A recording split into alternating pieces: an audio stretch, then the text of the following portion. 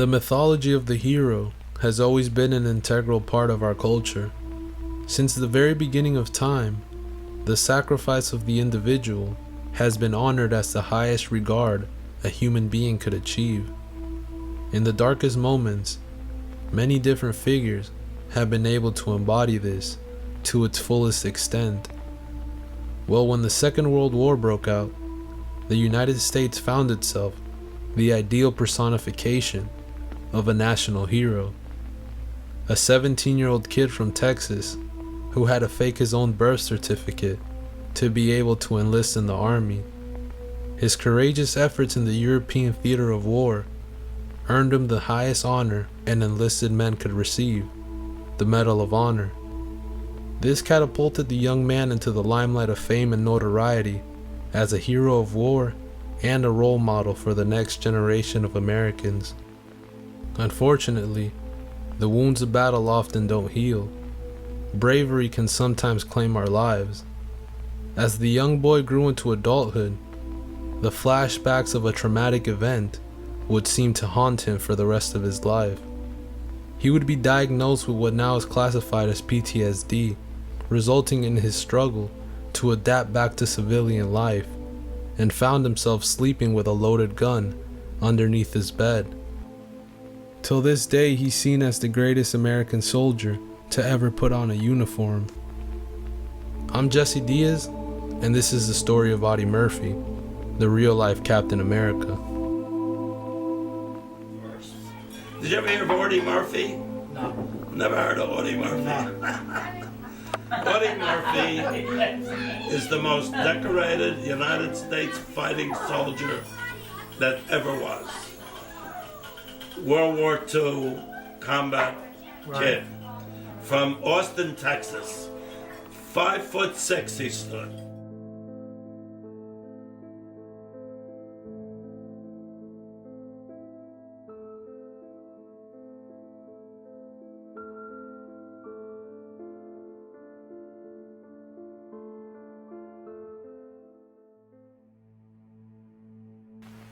Poor would be an understatement to describe Audie's childhood. As the Great Depression swept throughout the United States, unemployment skyrocketed, and even those fortunate enough to keep their jobs suffered dramatic pay cuts and reduction in hours. This economic collapse was so devastating that many people took their own lives as a result. Nobel Prize winner John Steinbeck knew of the Depression all too well. He would quote, "How can you frighten a man whose hunger is not only in his own stomach, but in the wretched bellies of his children? You can't scare him. He has known a fear beyond every other." The effect it had on the American family was severe. Audie's household would not be spared. The seventh child of 13, born of parents who were sharecroppers in Kingston, North Texas, his father would desert the family when Audie was young, and his mother would die soon after. These two losses profoundly affected his life. He was already struggling with a bad temper. Self-described as a fighter since birth, Audie was a young man riddled with anger. With the loss of both his parents, him and his siblings were left to fend for themselves. To feed his family, he took to killing rabbits with a slingshot and a borrowed rifle. Being able to afford only a dime's worth of bullets, he had to make sure every shot counted. Despite his best attempts, even dropping out of school to work any odd job in town, his younger brothers and sisters were placed in an orphanage.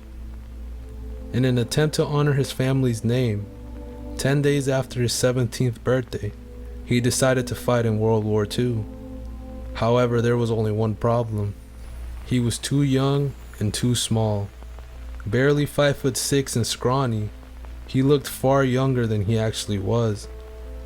With the help of his sister, he falsified his documents, including his age, and soon found himself being shipped off to North Africa as part of the storied Company B, 1st Division 15th Infantry Regiment, 3rd Battalion. Like many young men at the time, he experienced the full effects of the realities of war that would leave him scarred for the rest of his life. Audie constantly proved himself during his time with the army, He had been promoted several times and would reach the rank of sergeant before he would be called upon again to rise up to the challenge that was presented in front of him. After months of deadly fighting, Audie would lose his best friend and be injured numerous times before that. On one faithful day, he would be immortalized in history. January 26, 1945, while his company were waiting for reinforcements in an area of France, more commonly known as the Colmar Pocket, over 200 Germans with tanks would ambush the tiresome troops. While everyone began to panic, Audie demanded his troops to retreat and to call support. As everyone began to fear that the worst was to come, many started to lose hope that they would return home alive. The shells and artillery only heightened the distress of the situation. Amidst the chaos, Audie gathered enough guts and heart to launch one last stand before his entire division was wiped out. He realized that a busted tank still had an operating turret and began to fire back. By the time the smoke cleared, he had single-handedly taken out nearly 50 Nazi soldiers. Many of his comrades were dumbfounded at the sheer bravery that it took to be able to do what he did. Private Brad Crooker recalled, "Murphy took too many chances that others would just not take. He was too daring for most of us." By the time the war was over, Audie had earned every honor offered by the US military at the time. With all his achievements, Audie had become an icon of heroism for the public back home. Soon he would be flustered with parades and interviews.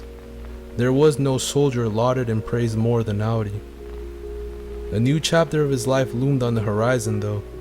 At the age of 20, the poor kid from Texas had become a superstar. Just like every compelling figure at the time, Hollywood came calling. He would even appear on the cover of Life magazine in July 1945. Through all of his time in Hollywood, he saw himself as that poor kid who had to fight and survive. He believed he had no other actual talent. He would later say about his acting career, "I had 8 words to say, about 7 more than I can handle." Yet still the studios would not stop calling. They could not resist on selling the audience on a real-life superhero. Audie went on to feature in more than 40 films in his time, and even played himself in his own autobiography, To Hell and Back. This is where he would become most disillusioned with the whole acting experience, finding the struggle between reality and make-believe phony. Even though Audie himself thought he had no talent, audiences apparently still loved him.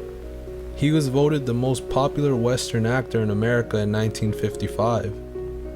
After 20 years in the movie industry, he believed it was time to hang it up and close that chapter in his life. However, the next stage would possibly be the darkest. Despite his success and everything he had done in his life, he was unable to shake the ghost of the war. Haunted by the boys who never came back, he would sleep with a loaded gun under his pillow. The scars of a time long past were still present and visible. Due to the nightmares that plagued him, he fell into a deep depression. His family and friends believed he suffered from survivor's guilt, claiming that he always wondered why his life was spared and so many others were killed. By this point, he wasn't the media darling anymore. Fascinated by his violent temper, a new story of his trauma always seemed to be exploited. He had also run out of money and declared bankruptcy from numerous bad investments and gambling habits. In spite of this, he would refuse to do commercials where he would promote cigarettes and alcohol. Even though he himself had a sleeping pill addiction, he strongly felt in not giving kids a bad example. "I'm just a friendly sort of scrawny freckled-faced kid from Texas. How can anyone expect me to maintain an air of superiority?" Sadly, on May 28, 1971, Audie and 5 other men boarded a private plane and would never return. The plane crashed into Brush Mountain in Virginia. He was only 45 years old. Buried with full honors at Arlington National Cemetery, the country remembers him as the nation's most decorated hero of all time. Even before his death, he would say, "I want to be buried like the rest of the boys. No better, no less." I've been Jesse Diaz. Thank you for watching. Like and subscribe, and I'll see you on the next one.